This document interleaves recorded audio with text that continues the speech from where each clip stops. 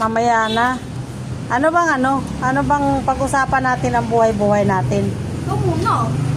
Ako dati, nung bata pa ako, ang nanay ko, una siyang kinuha ni Lord. Pangalawa, tatay ko, pagkalipas lang ng 1 taon, kinuha na naman ng tatay ko. 12 years old lang ako noon.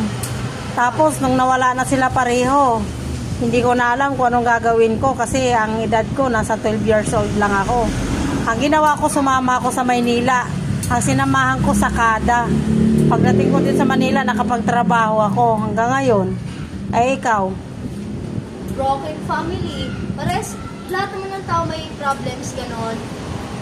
So, ako kumbaga 5 years old pa lang ako, may matured na siya, tapos ako yung nag-aalaga sa kapatid ko.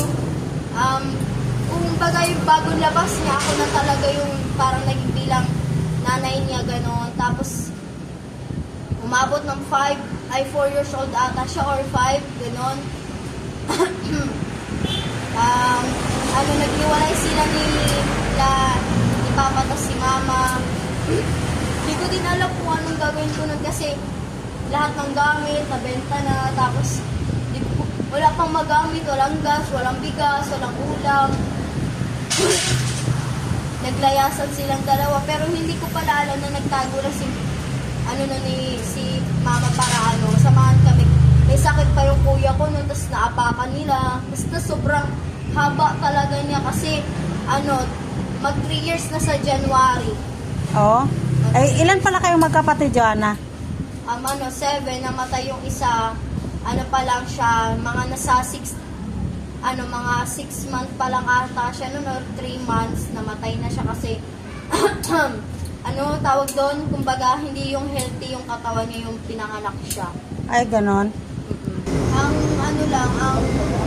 masakit lang ngayon kasi naghiwalay sila, tapos nag-asawa ng bagong nanay ko, tapos kumbaga yung tatay na lang namin bubuhay, pero nag-supporta pa rin naman yung nanay ko kung wala kami pagkain. Lang din kasi maliliit pa yung kapatid ko, 6, so ang malaki 3, ang maliit 3, tapos 2 babae, halos puro lalaki. Tapos nakapag-stop kami lahat ng pag-aaral, lahat kami nakakapag-aaral kasi nakapag-stop kasi nga kumbaga kung kami yung naapektuhan, ganon. Tapos dapat sa next year na ako, first high school, kaso nakapag-stop. Nag-work muna dito sa canteen. Buti nakilala ko si Ate Diana na mabait din. Pero kahit ganun naman, minsan-minsan nakakaraos din. Pero minsan talaga walang-wala. Minsan ulan pa. Katulad niya nung nakaraan, umagyo. So nasira yung bahay namin. Hindi ko alam kung saan kami matutulog kasi mga isang kwarto lang, tapos kasama pa yung tatay ko, tapos 6 kami lahat, bali 7 kami. Paano magkakasya, tapos tulog pa. Pero mag-pray lang, ganon. Nung nag-pray naman kami sama-sama, parang tumila naman yung ulan, pero lahat pa rin ingat. Di lang naman siguro ako yung may gantong sitwasyon, lahat naman siguro tayo, meron din. Pero meron din namang maawa ka kahit na ganun yung sitwasyon nyo, tulad sa mga ibang bata na iniwan talaga. Swerte nga kami kasi may tatay na nag-aalaga sa amin, nag-protect,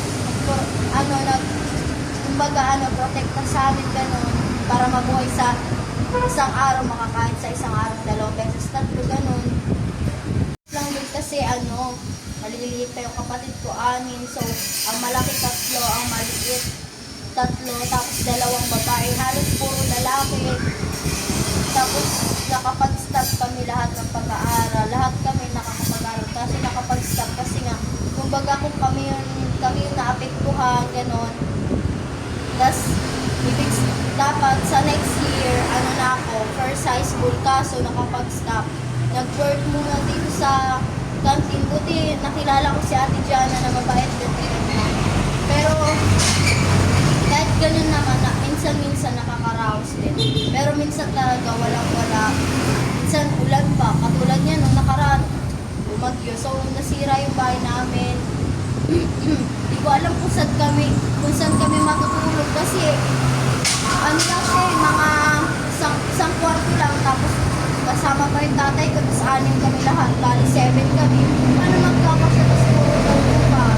Pero mag-pray lang, ganun. Nung nag-pray naman kami sama-sama, parang tumila naman yung ulan. Pero lahat pa rin ingat. Di lang naman siguro ako yung may gantong sitwasyon. Lahat naman siguro tayo, meron din. Pero meron din namang maaawa ka kahit na ganun yung sitwasyon nyo, kahit tulad sa mga ibang bata na iniwan talaga. Swerte nga kami kasi may tatay pa nag-aalaga sa amin, nag-protect, protect na sa amin ganun, para mabuhay sa isang araw, makakain sa isang araw, 2 beses, 3, ganun.